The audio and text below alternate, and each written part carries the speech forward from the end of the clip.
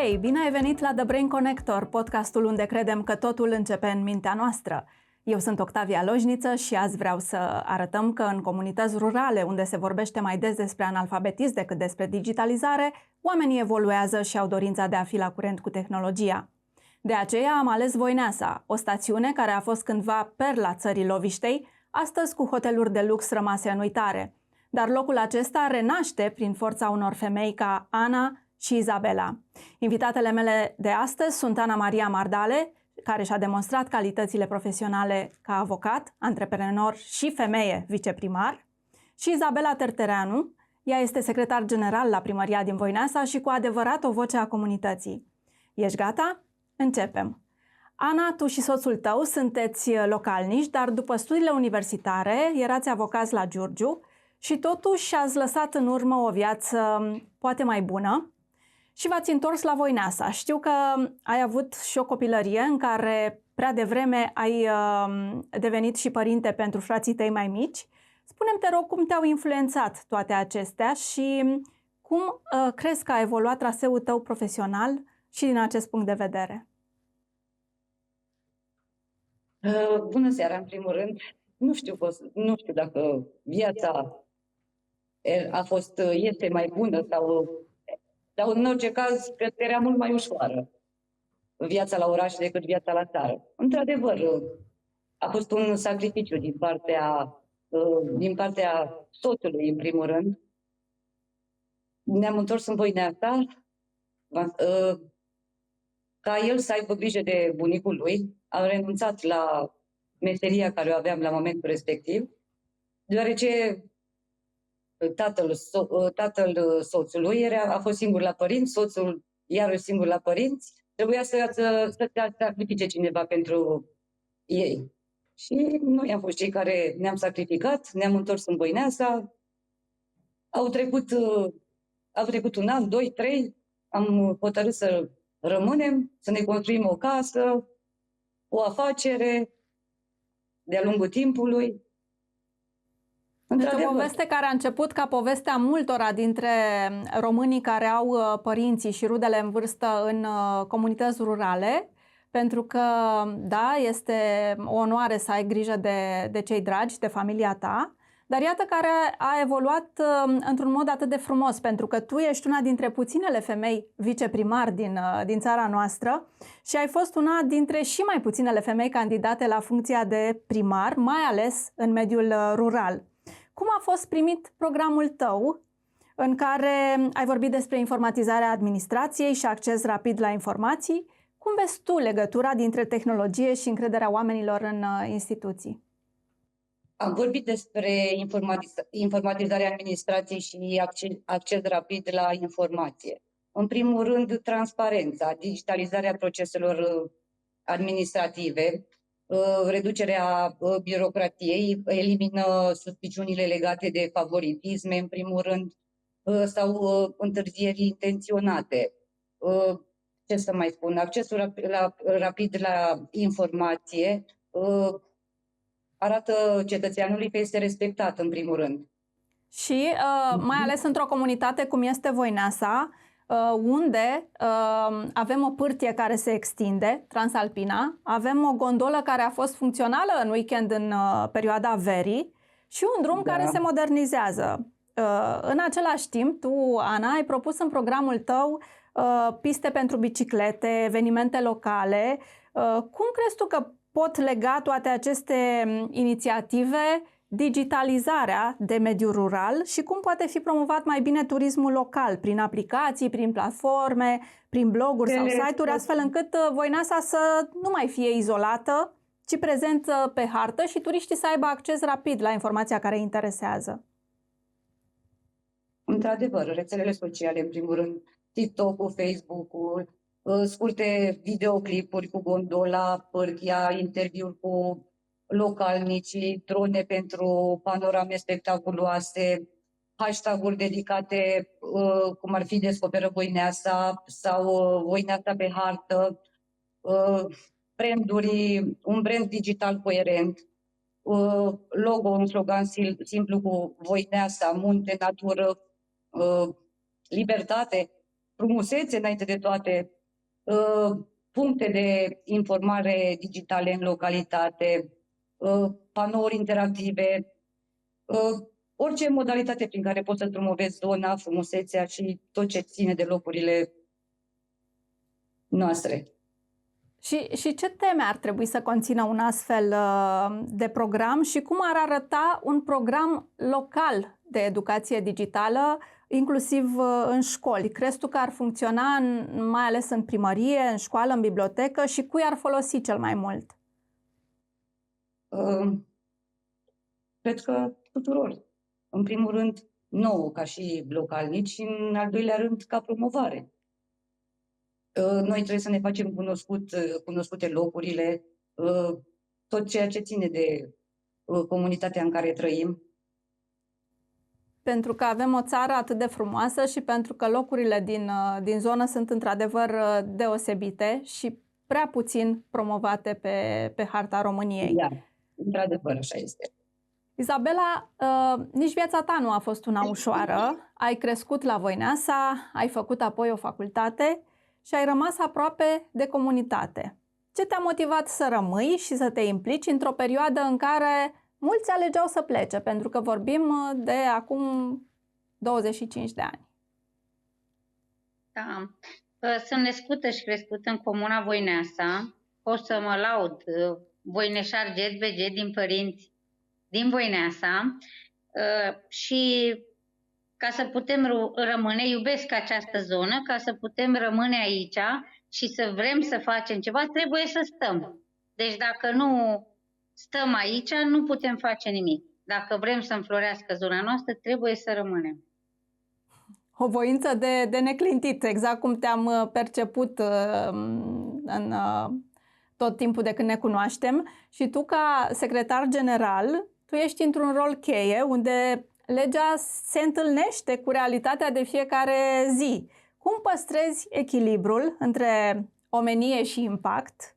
Și din experiența ta zilnică, spune-ne, te rog, care sunt cele mai mari provocări când vine vorba de digitalizare la Primăria Voineasa, ce lipsește și ce a început să funcționeze în ultimii ani? Cred că m-ați întrebat de echilibru. Cred că prin respect, cel mai mult prin respect, dacă avem respect unul față de celălalt, vom trece ușor peste orice impact.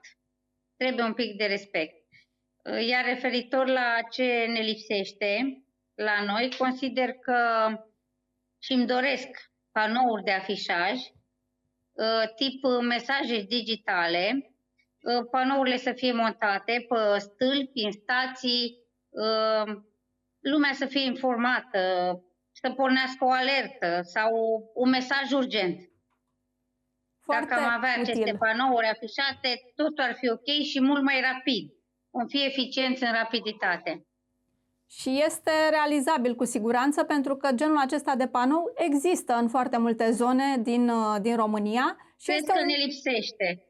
Este un semn al modernismului și cumva vin acum în completarea acestui răspuns al tău și spun că am discutat puțin înainte de episodul acesta cu persoane din comună și Miana mi-a povestit cum urmărește pe YouTube rețete pentru tincturi medicinale din plante. Minodora urmărește cursurile de autobuze ca să-și viziteze fiicele plecate din comună. Da. Doamna Regina este foarte interesată de noutățile de pe diverse grupuri de dezvoltare în mediul rural de pe Facebook. Vreau să te întreb dacă ai observat cât de mult schimbă internetul, felul în care oamenii din Voineasa iau decizii. Cine filtrează mai bine informația de pe internet? Tinerii, părinții, bunicii? Dacă poți să ne oferi câteva exemple. Toată lumea. Cred că toată lumea. Și bunicii.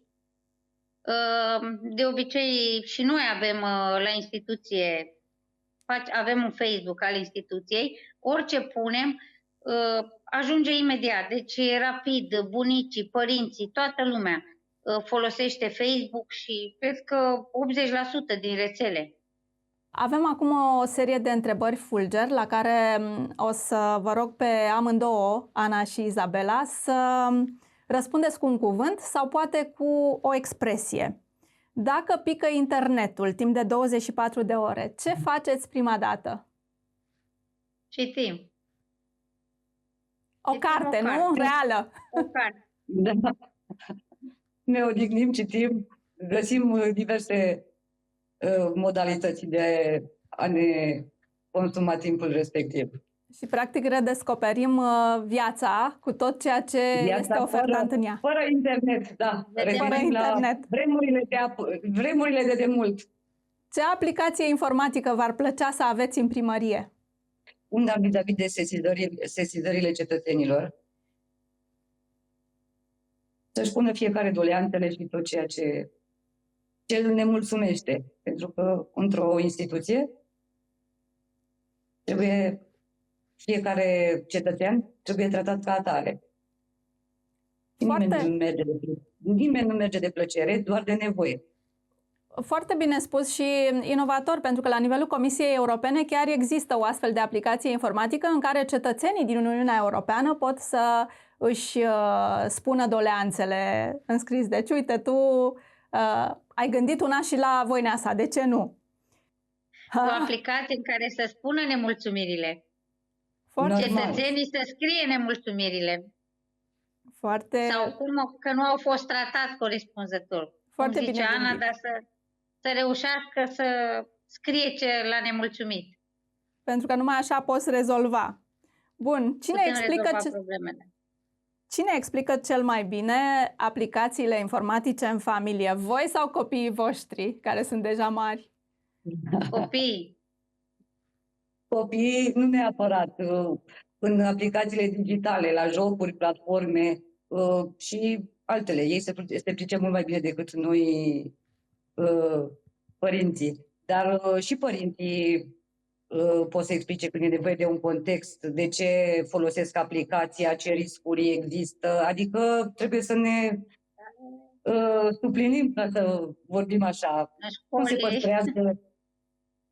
Cum se păstrează siguranța, în primul rând, online. Dar vis-a-vis de jocuri și de platforme și de tot, cred că copiii sunt mai în măsură. Mă bucur, Ana, că ai adus în discuție siguranța online, pentru că mă duce la întrebarea următoare. Ce rețea socială ai șterge fără regrete? Nu știu. Poate uneori, dar cred că cel mai sigur TikTok-ul, pentru că are un conținut scurt și îl consider superficial. Nu folosesc această aplicație, nu am cont. Alții, nu știu, poate și Facebook-ul. Unii îl consideră demodat, plin de fake news-uri. Izabela, tu ai spus Facebook. Facebook-ul, da. Ok, da, ce emoticon sau hashtag descrie cel mai bine o zi de muncă? Emoții. La noi e fericire. Veselie. Veselie. Pentru că tu știi să iei partea bună a lucrurilor din orice, Izabela, de asta. Totdeauna trebuie să iei partea frumoasă și nimic nu vine decât cu o lecție sau cu ceva. Și un hashtag care vă caracterizează în viață? Totul e posibil. Bravo! Totul e posibil. Da. Orice e posibil. Nimic nu e întâmplător. Toate vin cu un scop. Dacă trimiteți un SMS întregii comune, ce ar spune el? Eu cred că i-aș invita, așa cum ne-au ajutat tot timpul, la o curățenie, la o întâlnire de zilele comune, la o petrecere, de exemplu. Frumos. Ana? Ar fi o invitație pentru ei. Haideți să fim aproape unii de alții, să împărtășim bucurii și să ne susținem și momentele grele. Vă îmbrățișez cu toată căldura și recunoștința mea. Ce să le spun? Foarte frumos, bine spus. Eu mi-am totdeauna locul, de asta m-am și întors. Adică când eram la facultate, număram zilele în ordine descrescătoare să mă întorc acasă. Frumos spus și emoționant. Și pentru că ai amintit de anii facultății, vin acum la întrebarea comună pentru voi și pentru tine și pentru Izabela. Dacă o fată sau un băiat de 17 ani dintr-o comună montană, ca Voineasa, v-ar întreba ce șanse am să schimb ceva și să rămân aici, ce i-ați răspunde? Primul lucru, dacă vrei să rămâi aici, în primul rând trebuie să-ți iubești locul. Deci eu așa consider, pentru că dacă nu iubești locul în care stai și ceea ce faci, nu poți. Trebuie să vezi ceva valoros în el. Oamenii, liniștea, natura, ceva, să te țină, să te atragă. Eu cred că comunitatea l-ar ajuta și ar avea șanse dacă vine cu idei noi. Noi suntem tot timpul deschiși la ceva nou, suntem deschiși să-i primim, practic. Să-i primim, să-i ajutăm în ce vor să facă. Cu alte cuvinte, sunt lucruri, se găsesc lucruri de făcut într-o comună, inclusiv la nivel profesional, dacă cineva are voință. Dacă are voință și vrea să rămână, cu tot dragul, i-am spune că poți să rămâi aici cu noi. Mulțumesc tare mult pentru răspunsuri. Totdeauna îi vom susține.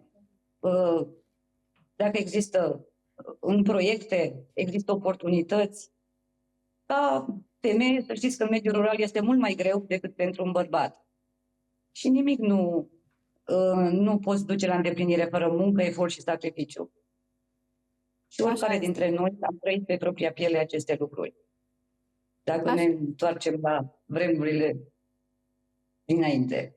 Nu pot decât să vă mulțumesc, Ana și Izabela, pentru că ați acceptat invitația mea. Știu că poate fi provocator să vorbești în fața camerei, dar consider că este necesar și că oamenii trebuie să vadă că în mediul rural există digitalizare, există dorința de a dezvolta proiecte pentru comunitate și că progresul face parte din viața noastră.